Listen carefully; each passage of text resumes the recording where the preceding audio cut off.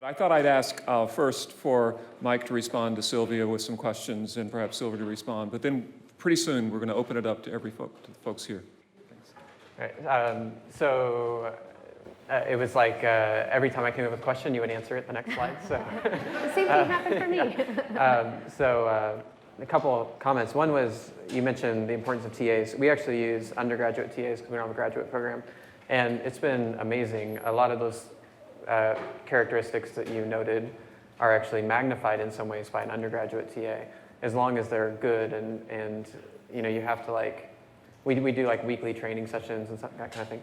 But we did a survey in our program of why students became majors, why they became anthropology majors. And we expected, one of the questions was there a particular professor or anybody who inspired you? And we thought it would be like a race to see which professor was the most inspiring.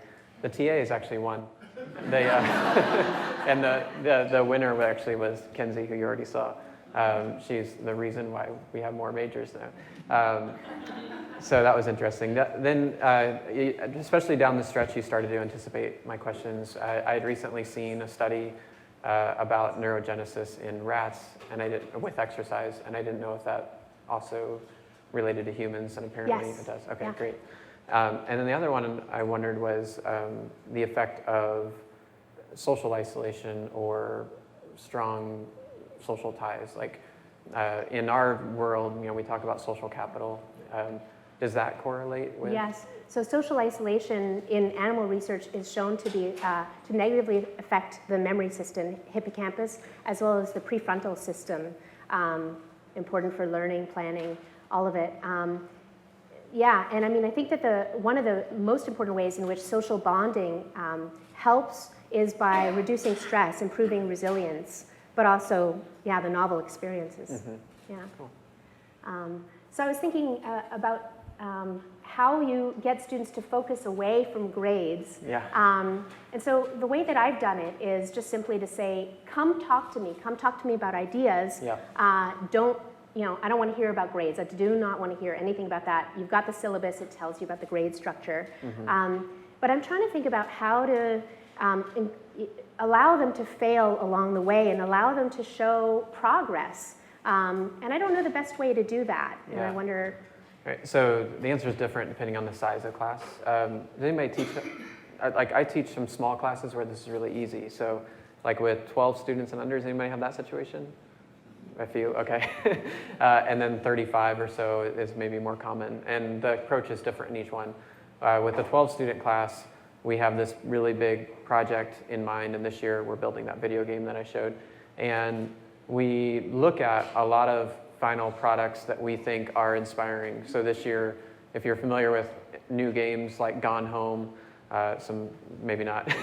So there's some new types of games out there. We basically played those games, and then we sort of cataloged the good features of those games, and that became our rubric. And then we just go out week after week and try to get better at doing the things that need to get done to make that game. And week after week, most of class is in a way spent, you might call it assessment, but really it's just feedback, giving each other feedback. And the whole spirit of the thing is like, we're going to get here. We're going to go to this place. So that growth mindset is just built right into it. There's never a sense of grades, because I've never said anything about grades. I don't even mention it. It's just not even present. I will say, I've been carrying this around. These are actually my grades to the students. It's 12 pages, single-spaced, of evaluation of them. I'll read just a bit of David's here maybe for you, just to give you a sense of what this looks like. This is just a small part of David's.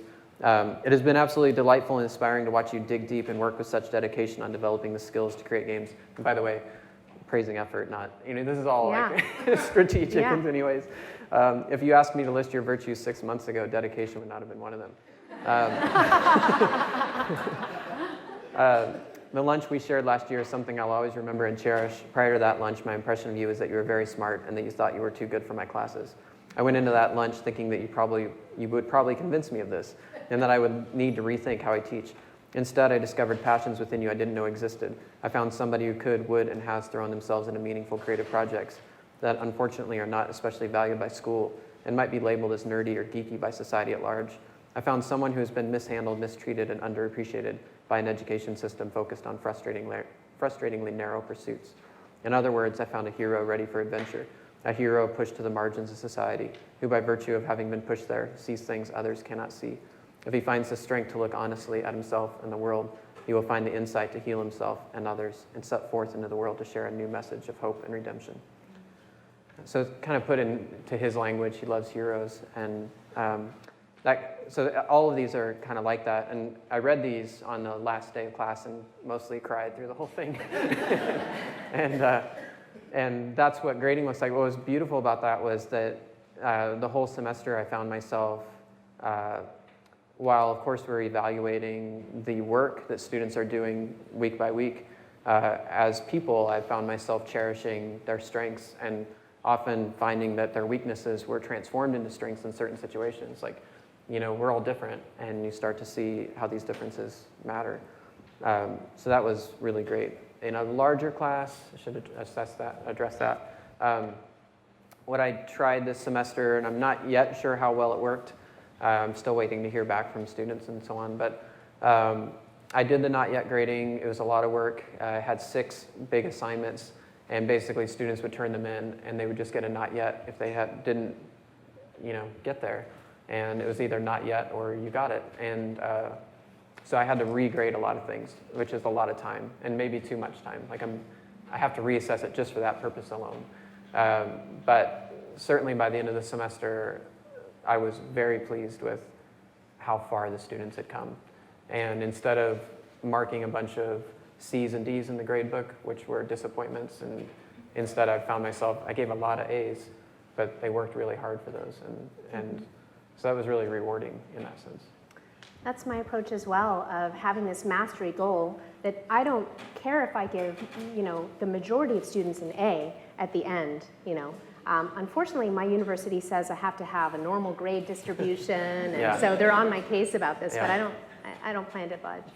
Yeah, it's a tough one. Yeah. Other questions in the audience?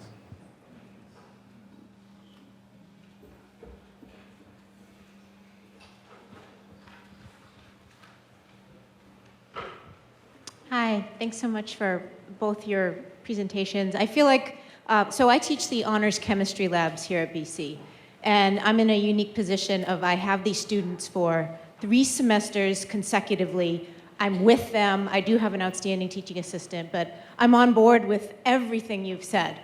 But the students I have come in, they're very motivated. They've already had chemistry. And they and their families and their grandparents are looking for medical school. And you can't change, we even have presentations on our campus that say, look, it's a 3.64 average. And all my students, I'm spending, everything you've said is right on board with, I don't talk about grades, I'm with them. They very much appreciate what I'm trying to do, but that looming, hanging over their head, dark cloud, if I don't cut it. I have scholars who are thinking, should I change my major because I got a B+? When is a B+ a bad grade? And let's not talk about grades, but when you are faced with trying to teach in a way that is conducive to learning and really focusing on the individual's growth, how do we face this reality of here's what you want to do, but there's a gate? Yeah. Can you both comment on that? Yeah, Thanks. So the way that I do it is I say, I'm going to expect a lot of you this semester. We are going to learn a lot of material. But if you do it, you will get an A. Most of you are going to get an A if you stick with this. And so then it's off the table. Yeah, so we're all within that structure, and then we bend it where we can, and so on. And one thing that I don't really buy into is that it takes everybody 17 weeks to get an A. And so I give a lot of, like those medical students come in and they're griping about the B, I just say, okay, incomplete, and here's what you need to do to get up to an A by next semester. So. In the back. You at the very back.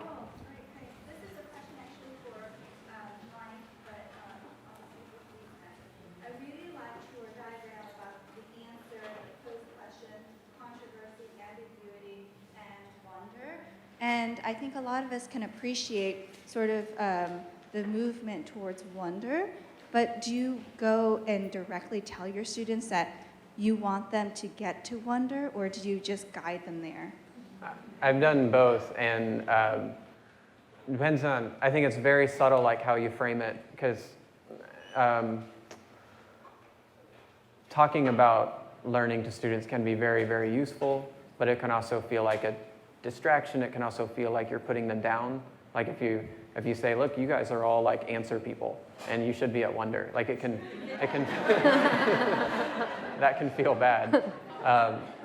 So I've done it both ways, and I've settled now on I don't show them the diagram anymore, unless sometimes like in a conversation like at lunch or in my office, I'll show it to them like if it comes up in the right way. But I do show them, I show this video, and it's a 2-minute video of these people playing in the snow in Wellington, New Zealand. And I show that, and it's just kind of an inspirational piece in which I cover the big aspects of wonder. I say a lot of the same things that those studies say about what that state is like. And I just try to like put that out there as something that's a worthy goal, a worthy way to like be in the world.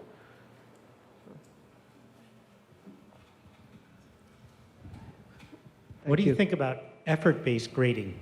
The idea being, for example, students get 100% for decent effort, 50% for indecent effort, and 0% for no effort, and you just grade all the assignments like that. And then you just have the responsibility of making sure that the assignments are good, so if they do their effort, then they should learn something. What do you think? That's what I'm striving for. Haven't gotten there yet. I think it's so, I mean, you're raising such an interesting issue, and for me, like I've wrestled with that a lot, and I guess like what I really liked about this semester, in which I didn't have any grades to worry about, like there was never 100 or 50 or any sort of number to put on anything. I guess there's two answers to that. One is like that was refreshing to not have to worry about the numbers. But on the other hand, I know a lot of students worked a lot harder than others to get the same grade, right? To get past the not yet. So I don't know. There's no easy answer to that. In the course of a curriculum, like many of you guys might know, like that's where I'm at. I teach at the beginning of our anthropology curriculum. Regardless of effort, I have a responsibility to get them to a certain place so they can go on to the next class and be successful. So that's where the effort thing is maybe not everything we need. So it's tricky.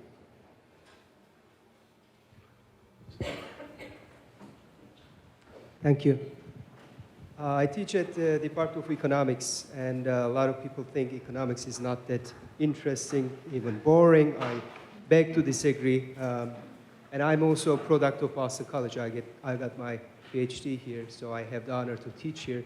So I really enjoyed my education here as a student, and a lot of things that both of you mentioned applied to me as a student. And once I crossed the line, I was wondering if I was going to enjoy being on the other side as a teacher as much as I enjoyed learning. And quickly for myself, I discovered that actually the line is pretty blurred. I find myself constantly learning. So everything that you described actually applies to me. And I've been teaching 20 years. I constantly learn, and I believe that the wonder, the motivation are contagious. If I'm not really enthusiastic and if I don't see the wonder, it's very difficult for me to communicate that with the class. So I'm wondering, how much does it apply to you? How much of your learning in excellence is the source of your teaching in excellence? No, you go. So for me, it's it's like all of it. Most of the things that I teach, especially in my big lecture class, I learned yesterday. You know, like I learned like the day before, because that's what I'm excited about. And I think being excited about it makes all the difference.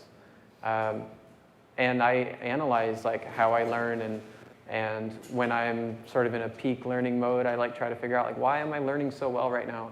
And when I'm not learning so well, I try to analyze like, what's keeping me from learning right now? And I think those things are really a nice gateway to understanding how other people learn as well, like in a very deep sense, especially within your discipline, because each discipline has its own sort of things it has to wrestle with. And if you're not wrestling with them, then you're not going to be a very good teacher of those things. I never teach the same class the same way twice. I would get too bored with that. And so I'm constantly updating with the new material, so constantly learning, trying to find a way to make the material more relevant to real world.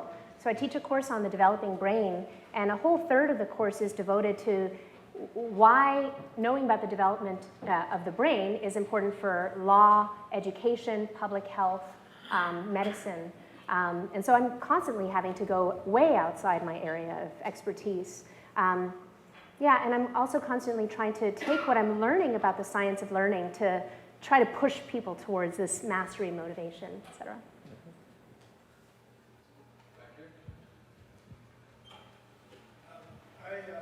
I'm very interested in your talking about intrinsic and extrinsic motivation. I think all of us here understand, the data are very clear, how much better it is for students to be intrinsically motivated.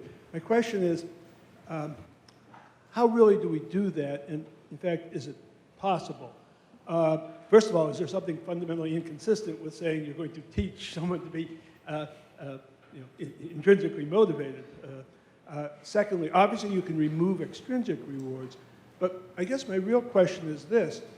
How much can you do in a classroom? How much is the sensitivity to extrinsic versus intrinsic rewards a trait that students bring after a lifetime of growth into the classroom that is pretty much immune to it change during the course of 3 months? And what can you do to do that? That's the question, right? Yeah, I mean, just looking at everything that Mike's talked about his own teaching practice, is phenomenal.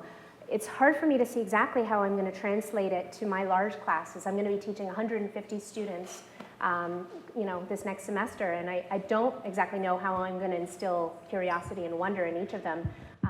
I think for me, it's about making sure that they all find a final project that they are really lit up about, and finding ways for them to integrate the material over the course of the semester in the service of their final project that's very much individuated. But. And for me, I think you're exactly right, and you nailed the paradox right at the beginning, saying that how do you teach this, motivation.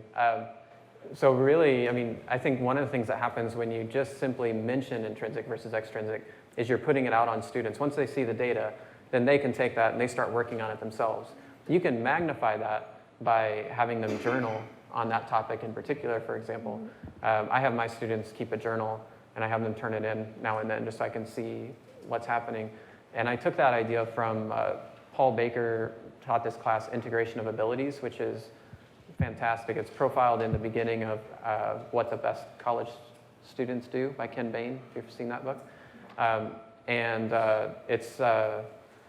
And basically, he has students do really bizarre things. Like, for example, they go out and they meet somebody and they get to know them really well, and then they have to come back to class and they have to clap the rhythm of that person.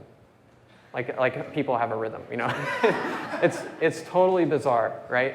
And so these students come in and they have to do this awkward clap. But then he has them journal about what was the creative process that led you to come up with that clap. And they have to think about how they think. And then he says, look, nobody in the world has ever thought the same way that you think. Nobody has the same experiences as you. Where does that come from? And it creates this reflective practice. And I think it's that reflective practice that's ultimately going to lead to that sense of passion and sort of joy in learning, intrinsic motivation, and so on.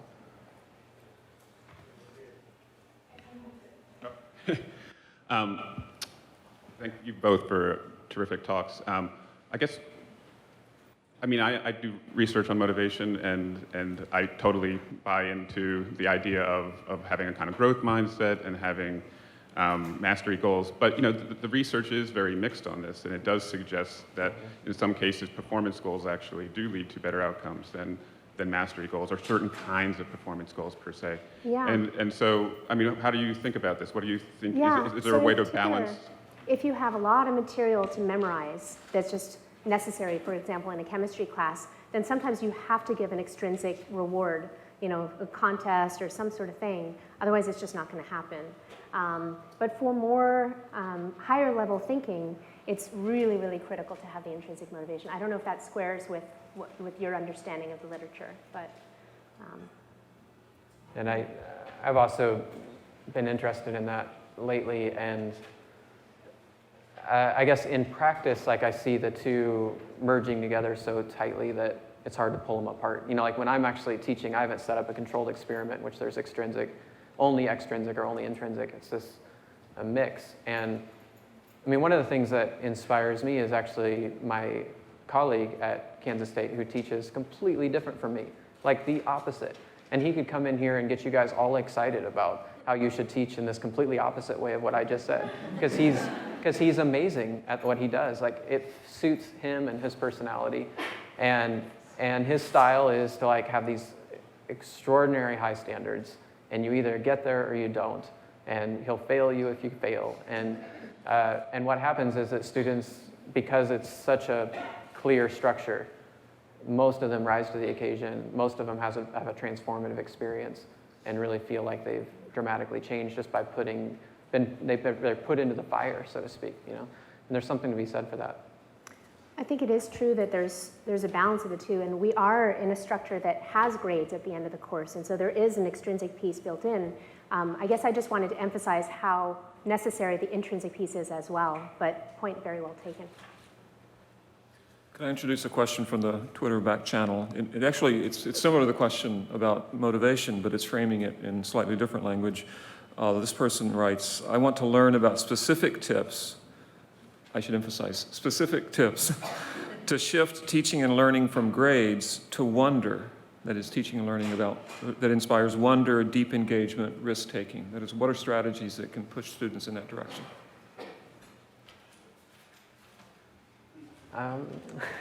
So for me, I mean, come to my workshop later. But specific tips are, I mean, I kind of think of them in terms of the three things I laid out, the quest and connection and vulnerability, or taking chances. So in terms of quest, you know, really trying to find a project that's meaningful, and you can have certain tests for whether or not it's meaningful. If students will work on it outside of class or when it's not even for a grade, then you know it's meaningful. If it should be real, a project that you already know how it should turn out, or a problem that you know the answer to is not a real problem. So having that sense of authentic engagement is important. And then a sense of connection is important. So and you can there's lots of different ways to build connection. You know, I'm not a big fan of icebreakers, but I am a fan of bringing people together. So there's a lot of creative ways to do things that bring people together. And they can feel icebreaker-like, but they can also feel like they're full of purpose. And so think about what those things might be. And then you do have to create a space where they can fail. Even if you're still going to have grades, you can still have iterations, you can have feedback, you can have all kinds of ways that people can try and know that you're going to be supportive of them when they fail. I think also something you said earlier is about your role as a professor is to inspire and just lay out these paradoxes and, you know, these interesting questions, much more so than about, you know, conveying information that is just being poured passively into their heads. If you can inspire them to think and ask questions and seek out the answers, then you've done your job.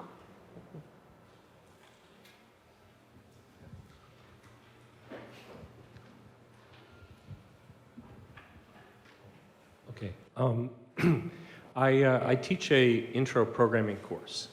And what's been interesting to me to observe, and this gets back to the teaching people how to learn or study skills, is that the course starts off very gently. It's aimed at non-techies. And at first, just learning the mechanics and having assignments, it's really clear what you need to do. What I said in class or what the book says tells you how to do it. And then you get to those first assignments where it's like, okay, you have the Lego bricks, you know how to snap them together, but there's no step-by-step instructions, and here's a picture of what you're supposed to create. And what I notice is that some people, for whatever reason, sometimes it's because they're just really into it or that's how their mind works, that idea that they have to do something they've never seen before with tools they have works. And others hit a wall. And I've been trying to figure out how to help those others get past that wall where they feel like it's something they can figure out the new thing. So I tried things like, having decks of cards and handing them out to groups and giving them a challenge around the cards. And what I discovered was a group with someone who gets it, they would help the others and they'd have this great experience.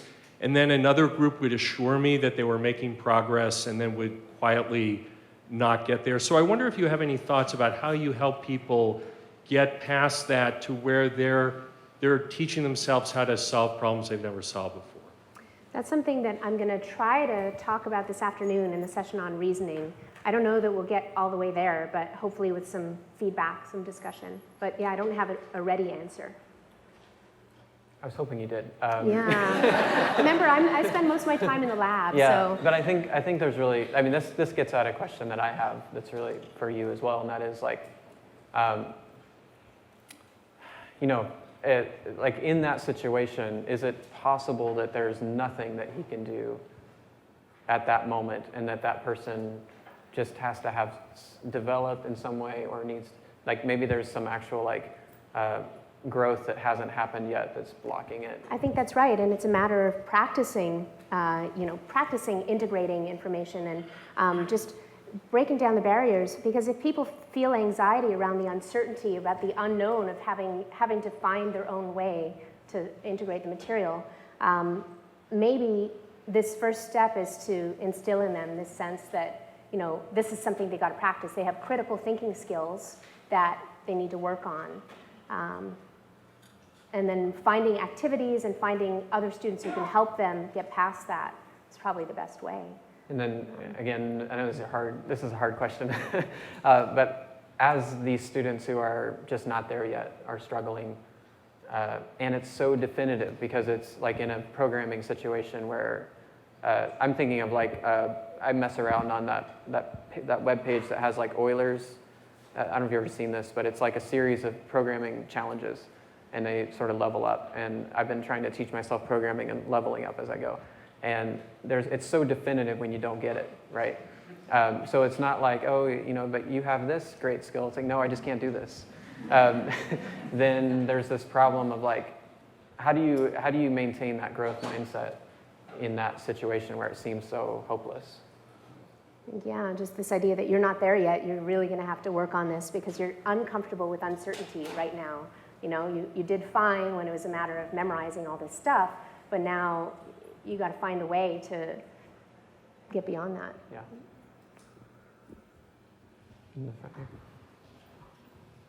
So I'm really intrigued with your lunchtime discussions, and I just wonder how you get the conversations to get to those deep levels. It's surprisingly easy. I'm not sure why. It could be because when I teach, I'm very like forthcoming about my own life in some ways, and so maybe there's part of that. There's always like a hook in, but sometimes there's also a really great list of questions in the back of Women's Ways of Knowing, which is the interview protocol that they used, and a lot of those questions are very quick entries into a deep conversation.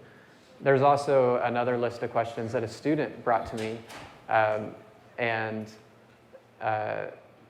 he had found it as on a website. It was like 36 questions to make anybody fall in love with you. and that actually works pretty well too.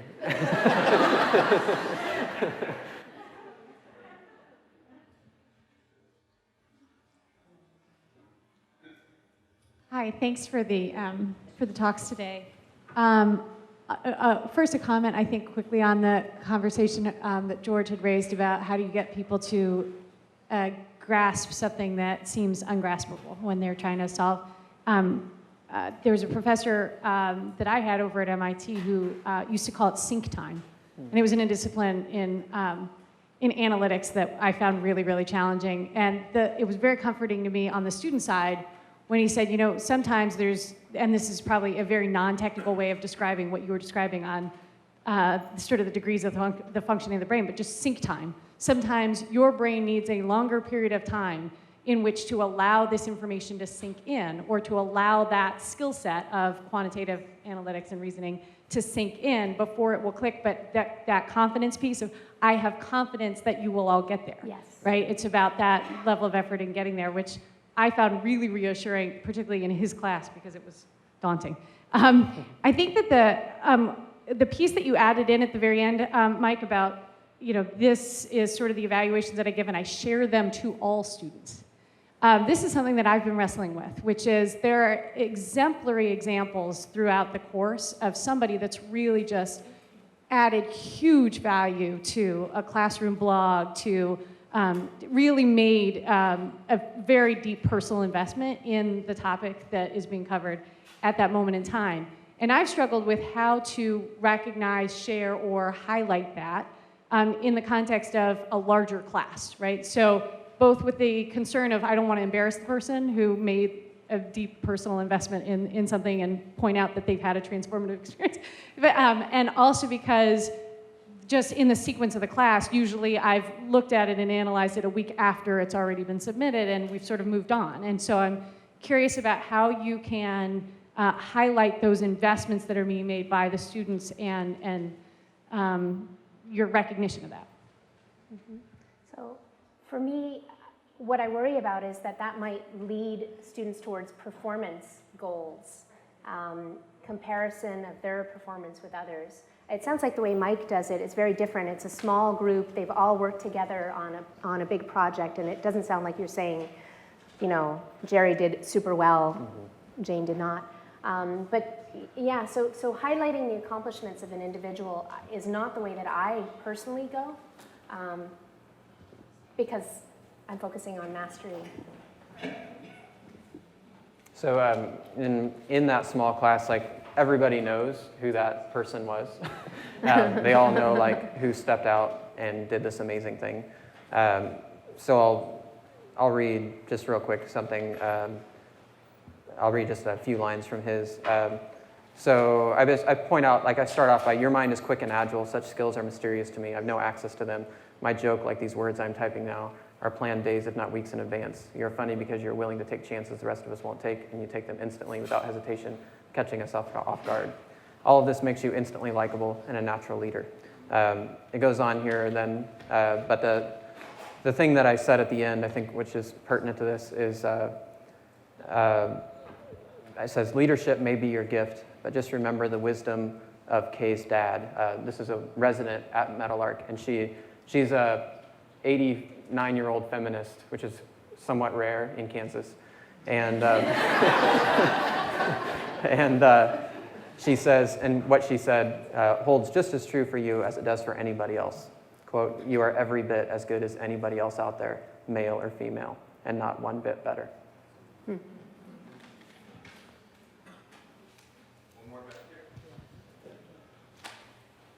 Let's talk about group projects. A lot of us try to give students that extra space to develop that sense of wonder by working with their peers on a group project. And you can try the totally unstructured, this is the kind of thing I want you to do, versus here's a lot of milestones to make sure everyone's doing something every week. And any insights from you on how to get that sense of wonder going on in a group project, we'd love to hear. So I won't speak to wonder necessarily, but what I try to do is I give a grade for the student's own contribution to the project, as well as a grade to the overall project, just to keep everybody motivated to help each other. And one way that I've done that is to give to give grades on students' feedback of each other's work. This doesn't get to wonder, but. Mm-hmm. Yeah, that's a good idea. I mean, so I've in big classes, you can set up anonymous systems where students can essentially grade each other's contribution on the project. This is for really big projects where you can't possibly know personally how the project went.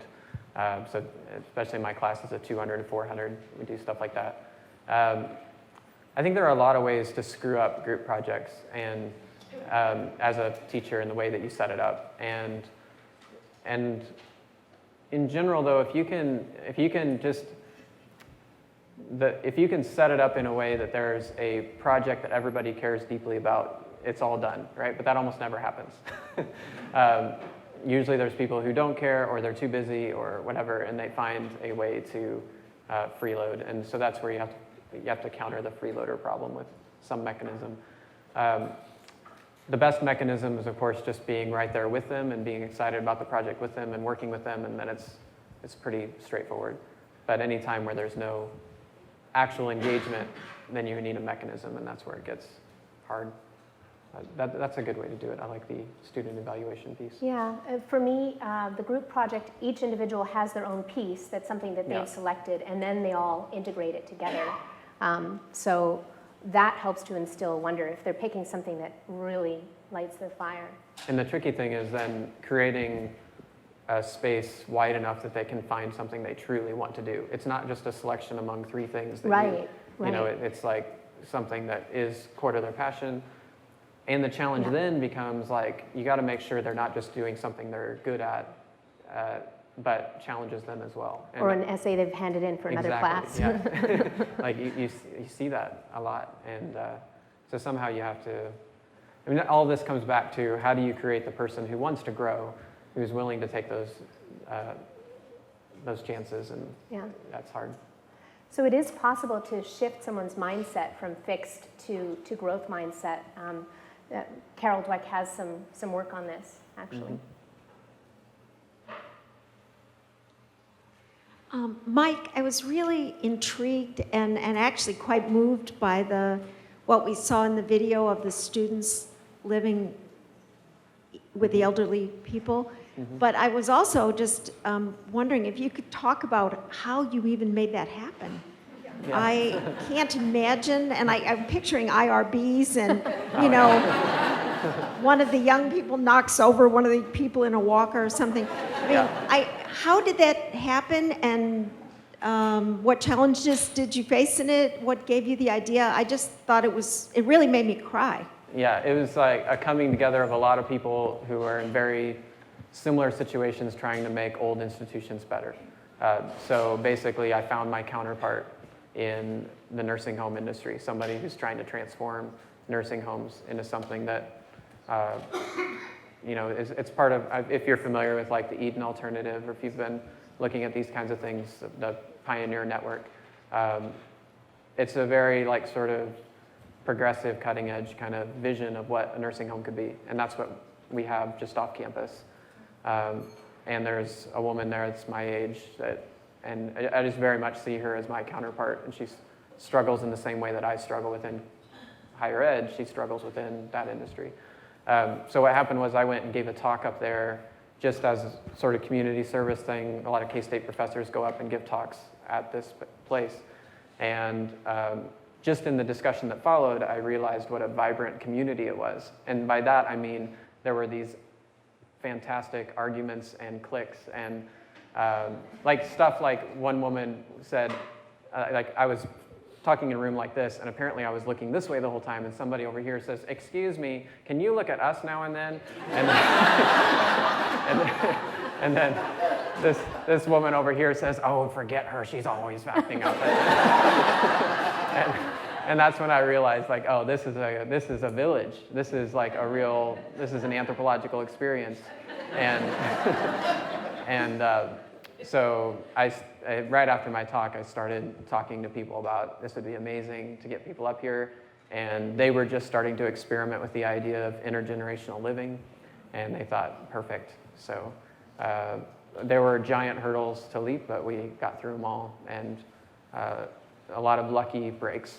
The guy who runs our IRB has also done research in the same space. So he really, walked us through all the steps and making sure we could get there and so on. So it was just a lot of pieces falling together that worked out.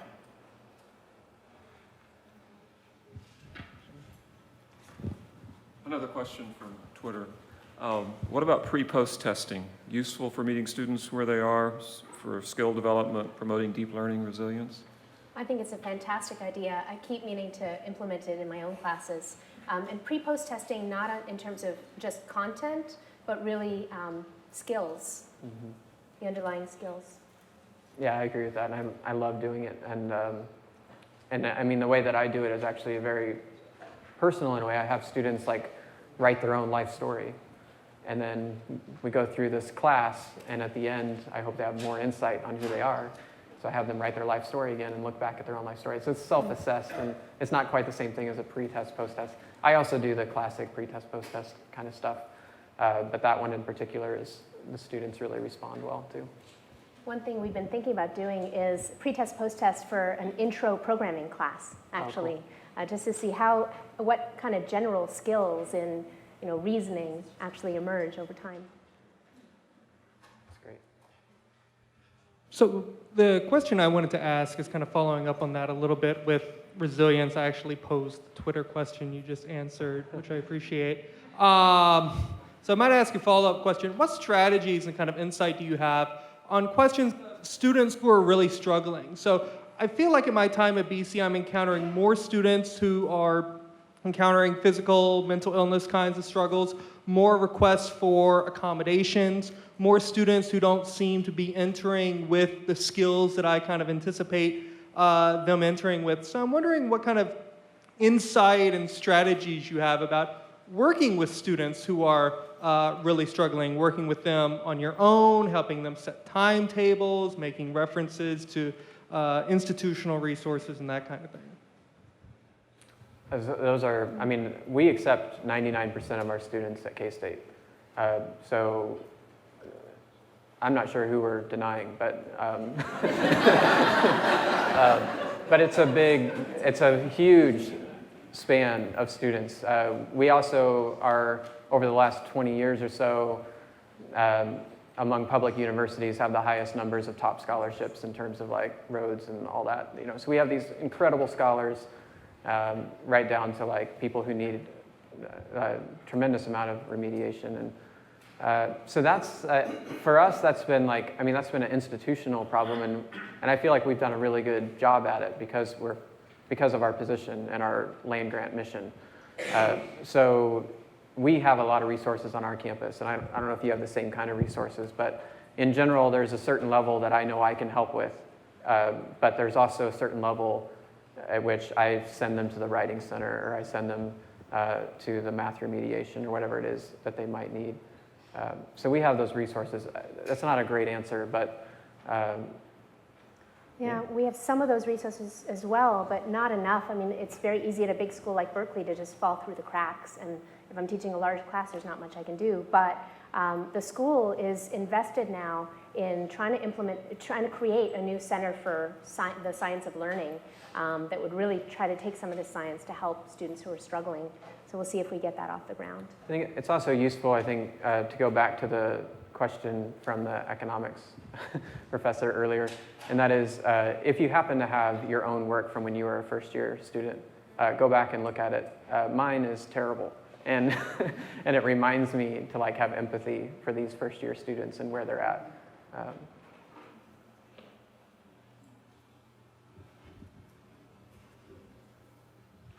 wanted to foreground a little bit something that's been flowing throughout a lot of the discussion, which is the issue of affect or emotion. You just mentioned empathy, and many of the stories are rich with emotional complexity and depth, whether it's the student who's suffering from so much depression and anxiety and trying to hold it together, or I think the clear emotional connection that you're building with students. So I'm wondering if either of you have things to say about either the role of affect or emotion with the way the mind works, and how to what extent you explicitly try to promote or engage emotional intelligence, emotional presence, or awareness per se, versus it's just part of the landscape that you engage through other means as you're explicit about things. So affect obviously ties in very closely both with stress and with motivation. And if your motivation is to come to class and learn from someone inspiring like Mike, or to come and do a group project with other students, that's probably the most powerful motivation that we have as social creatures, is our peers. And So I think it's absolutely essential. Yeah, and I actually, in my field at least, I find emotional intelligence and all kinds of affect immensely important in terms of getting to insights. So for example, if we're doing field work with the elderly, you really have to know yourself in order to know the person across from you a little bit more deeply, to know what interesting questions to ask. So I find it essential as an anthropologist to actually do a lot of like soul work, so to speak, and understand who you are and how you got there so that you can encounter another person more deeply. And you're explicit about that with students? I'm very explicit about and it. have them develop that too. And it's hard to be explicit about it, and there's not a lot of stuff out there right now to help you be explicit about it. So in many ways, we're all like in the process of finding the right language. But you know, in anthropology, I teach 6 skills, and there's 6 now. There were, you know, 7 5 weeks ago. It's like evolving all the time. And you know, I'm like moving things around and changing the wording and all that stuff. And the students are okay with that because they know we're exploring this thing. But the 6 things are things like seeing your own seeing, which is knowing your own biases and assumptions, which is, there's a lot of affect involved with that. Seeing their seeing, like empathy and exercising a sense of empathy. Seeing the big picture, which is much more straightforward, understanding historical context and bigger picture stuff. Seeing how little things matter. So an anthropologist wants to be very observant. We look at a person and look at their shoes and the way they tie them and actually try to see that as a symbol of something, right? And then go on to things like the bigger ones are seeing that we make the world, which is to say that all these words and concepts and so on shape how we think, and that we created these concepts, we continually use them, and then we're recreating that framework for seeing the world, but we can get outside of it. And then the last one is seeing not just that we create the world, but how we create the world. So the strategies and negotiations that people from different positions might take as they negotiate these different values and so on that are all implicit in the way that we talk and think and so on. All of that, it requires a lot of diving into your own self and seeing how you see the world, and also getting past your own barriers, which can be emotional and so on. So yeah, we're very explicit about it. I wonder how we could better reward students for helping other students who are not there yet, especially in a larger group setting where they don't necessarily form such strong bonds. Mm-hmm. But I wonder if that's something we can do. We do have larger structures facing us, and one of them is that there's lunch waiting for us very soon at noon. What I'm thinking is if I can throw in one more question from the Twitter feed, and then perhaps we can get one more question from the audience after that, if there is one. Question from Twitter, again, dealing with larger structures. We live in a larger structure where there are certain expectations placed on us as faculty. How do we convince the administration regarding not yet grading or got it grading in a world that is oriented toward a 4.0 grade scale? Yeah. My approach has been that a lot of times people don't actually know what I'm doing in the classroom. And in practice, the not yet grading does not result in everybody getting an A. There's a lot of incompletes, which is probably the most awkward kind of flag. But a lot of students will get to the end of the semester and just be like, you know, I didn't make it, I don't have it in me, I'm not really interested in this anymore, you know, whatever it might be. And they'll just, at that point, I move into contractual. About 3 weeks left in the semester, I move into like a contract grading kind of mode, where I meet with students who are not clearly going to get the A. And we basically say like, okay, you can either do this and get a B, this and get a C, this and get a D, and so on. And it all like comes out, and so at the end of the day, there's nothing there that necessarily looks amiss. There's some research showing that students come into a class already knowing what grade they're aiming for, and their final grade actually does tend to match up pretty well. And it's surprising, but some people do go in, you know, hoping, expecting to get a B or whatever. One more question back. I'm an online graduate student from Georgetown, honored to be working with the nursing education department here. I'm wondering if your theories apply to distance education students, and particularly motivation and the social isolation. I think there's an afternoon session devoted to that. Is that right? Or no? I think someone's going to be talking about that this afternoon. I have not done it. I have a very good friend and colleague that I worked with in creating his course, Distance Ed, and I think so. And I've also, so in that course, I've actually been the key advisor for a handful of students. And those handful of students are actually war veterans who are 100% disabled and suffer PTSD and can't come to campus and be around people for very long.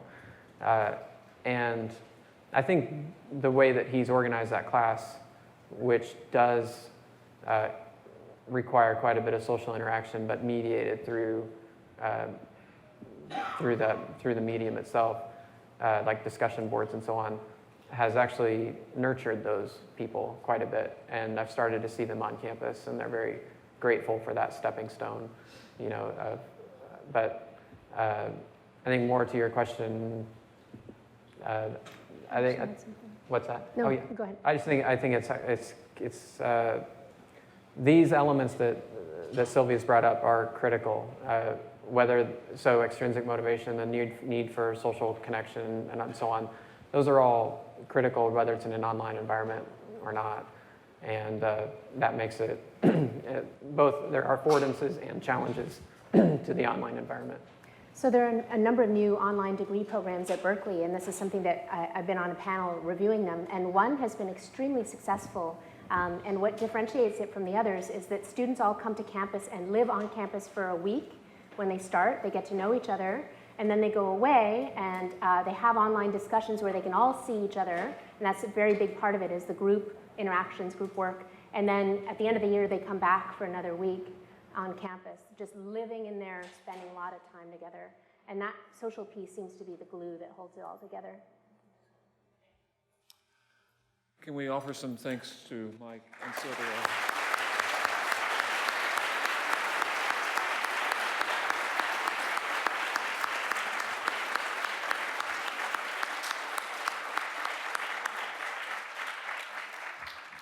And thanks also to all of you for engaging in this conversation. The conversation continues. Many of us are headed to Lions Hall for lunch, and then we have workshops this afternoon. I do want to put in a plug, though. This day is not the only day when we want to think about excellence in teaching at BC. We in the center are eager to provide programming for faculty that meets you where you are. So if questions or concerns or themes or topics or anything like that, if any of that has come up today, please send me an email or send an email to the Center for Teaching at bc.edu or the Twitter feed, or find ways to get your ideas to us. We're eager to build programming not only out of today's event, but also along other themes as well. Hope to see you all at lunch. Thank you.